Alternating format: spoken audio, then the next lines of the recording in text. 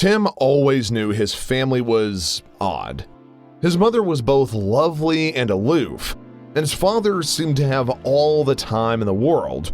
His uncle Desmond, a charmingly unclever man, and his eccentric younger sister Kit Kat, who means the world to him. Though full of colorful characters, Tim fondly remembers his family being tightly knit. As the family celebrates New Year's Eve, Polly expectantly looks at Tim whenever the countdown finishes, but Tim just awkwardly shakes her hand. She shakes her head disapprovingly. The next morning, Tim's dad tells him that the men in the family can travel back in the past by going inside a dark room and clenching their fists. However, they can only do this in their own lives and in the places they've been to and can remember. Though highly skeptical, Tim tries it anyway and finds himself back at the party. After the countdown, he kisses Polly this time. Afterward, Tim reminds him of the present to tell his dad he wants to use his newfound ability to find love. Later, Tim meets Charlotte, Kit Kat's friend, who will spend 2 months with him. One day, while sunbathing, Charlotte asks an eager Tim to put lotion on her back, but he messes up, spilling the lotion. His aunt sees this and covers his face in embarrassment. Tim rewinds and does it again calmly.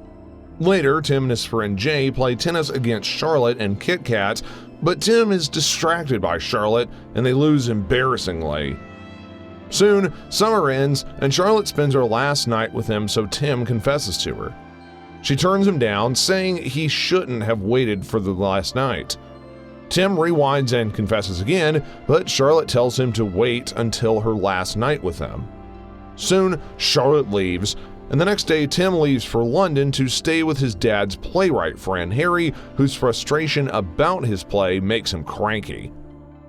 Tim works as a lawyer and ends up hanging out with Rory, his quirky coworker. One day, Tim and Jay decided to pair up with 2 women, Mary and Joanna, in a dark room date.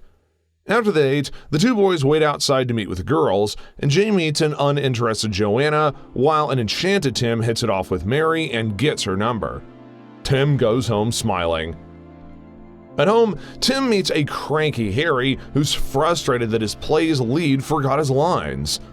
Tim rewinds and fixes it, however, another actor forgets his lines. Tim rewinds again and goes to the side stage and holds up the lines written on cardboard for the actor to read. The play goes well, but Tim realizes he didn't get Mary's number, so he runs to the restaurant but learns that they left already. Tim goes home frowning. The next morning, Harry brags to Tim about a great review of his play in the newspaper, but Tim sees a Kate Moss exhibit ad instead and runs out, remembering that Mary loves Kate Moss. After a few days of waiting in the museum, Tim and Kit Kat in tow sees Mary. He then approaches her and calls her name. Mary doesn't know him, so she feels creeped out and leaves. Tim approaches her again after Kit Kat's encouragement, but Joanna arrives. Tim asks if he can tag along, and although hesitant at first, Mary allows him so long as he's not a lunatic or a fringe fetishist.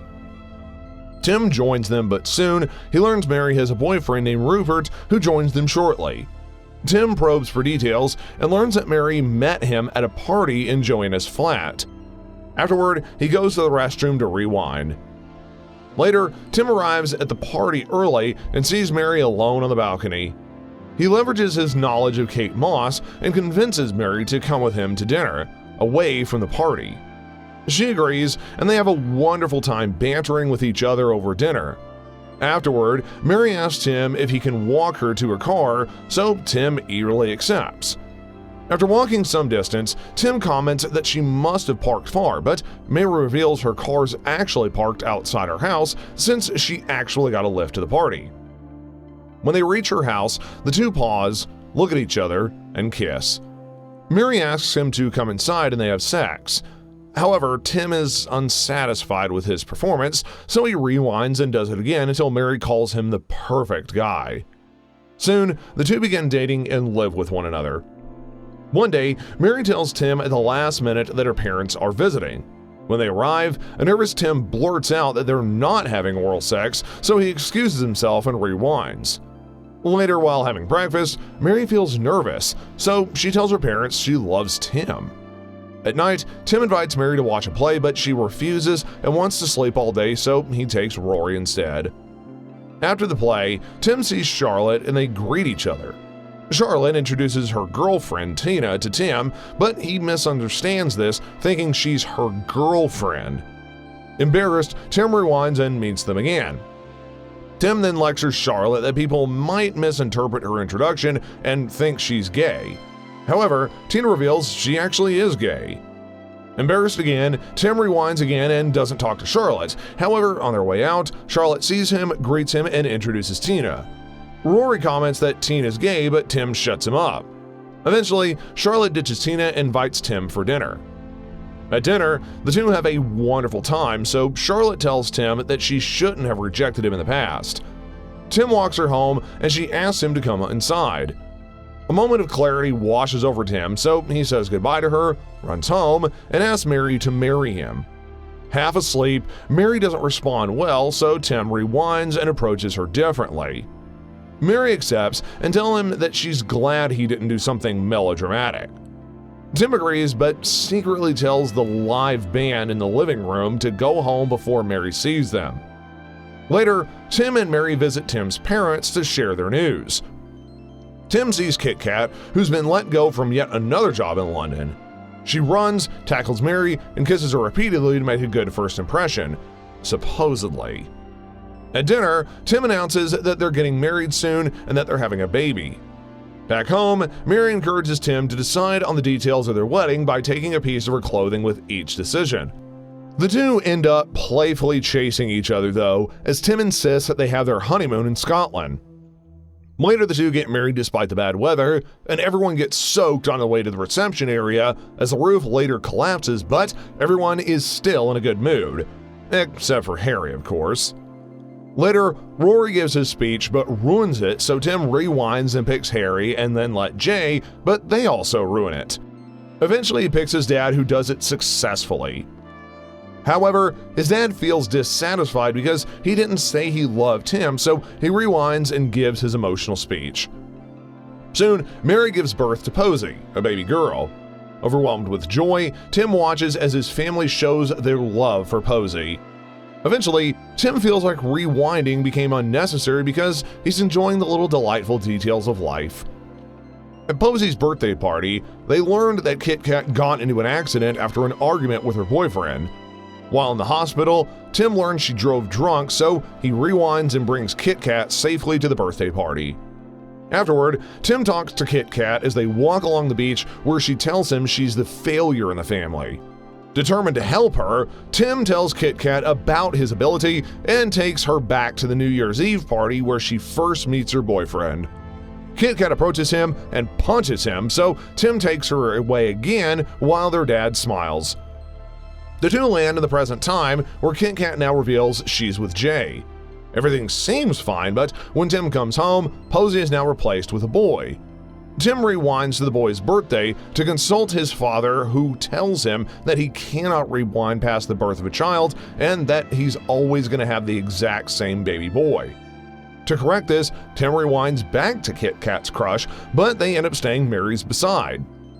Kit Kat promises to leave her boyfriend, stop drinking, and hold on to her job. Mary and Tim smile in relief.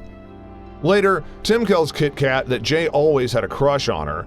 And back home, Tim sees Posey, carries her, then asks Mary for a second child, but she refuses. However, being young and careless, the two manage to have yet another child.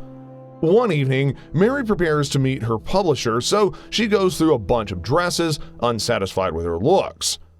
Afterward, the two head downstairs to find that Posey has ruined Mary's manuscript by coloring on it and placing it in a shredder. Tim insists on leaving so that way he can secretly rewind, but Mary doesn't allow it. Suddenly, Tim's mother calls, and Tim seems worried as he mentions that they'll come to visit immediately. At Tim's parents' home, Tim learns that his dad has weeks to live due to terminal cancer and that he has known all along that he was sick. He tells Tim that he retired at 50 to spend more time with him. Tim's dad then tells him another secret. Tim remembers that his father gave him a two-part plan for happiness. Firstly, it's to enjoy life like everyone else. So Tim goes to work as usual, and it stressed him out. Secondly, Tim's dad tells him to relive the same day but to welcome it as is. Tim has more fun on the second day as he notices the ups and downs of the day from a different perspective. At home, Tim tells Mary that he's had a lovely day. Mary jokingly says she's relieved because she won't have to comfort him with sex. As she turns off the lights, Tim tells her he got fired and killed a man. She turns on the lights and kisses him. Soon, the two arrive at Tim's father's funeral. Tim then rewinds and visits his father, who knows he came from the funeral. He reads Tim a Dickens book. Presently, Tim, Mary, and Kit Kat leave for the funeral. Back home, after tucking the kids to sleep, Mary asks Tim for another baby so that if one of the kids is really smart, the dumb one will have company. Tim ponders on the tough decision. Having another child does mean that he can't rewind back to when his father was alive, but Tim eventually agrees. Soon, Mary becomes pregnant, and Tim rewinds to the time when he and his dad were playing table tennis. His dad wins, so Tim congratulates him and explains it's the last time they're going to see each other because the baby's on the way. Tim says goodbye to his father and asks him if there's anything he'd like to do. He asks Tim for a walk, and they both end up rewinding. At the beach, Tim's dad and a young Tim play on the shore. Tim then thanks his dad, and they walk back home to the present, never to see each other again. Tim describes that the family eventually healed after his father's death. He recalls the biggest lesson that he learned in his travels, and that is not to rewind at all and to try to live in the present as if it were the final day. As Tim leaves the bed to feed the kids, he looks at Mary lovingly and kisses her while she returns to sleep. Tim learns to relish life like everyone else, always looking ahead and never looking back. So that's the end of the 2013 drama fantasy comedy film About Time. If you could travel back in time, what would be the first thing that you would want to do? Comment your answers down below, and of course, if you did enjoy the video recap, leave a like on the video and subscribe to the channel, and hit that notification bell so that way you don't miss out on any more content updates from us. You can also check out our other recap videos as you can see right here. Until next time guys, we'll see you later.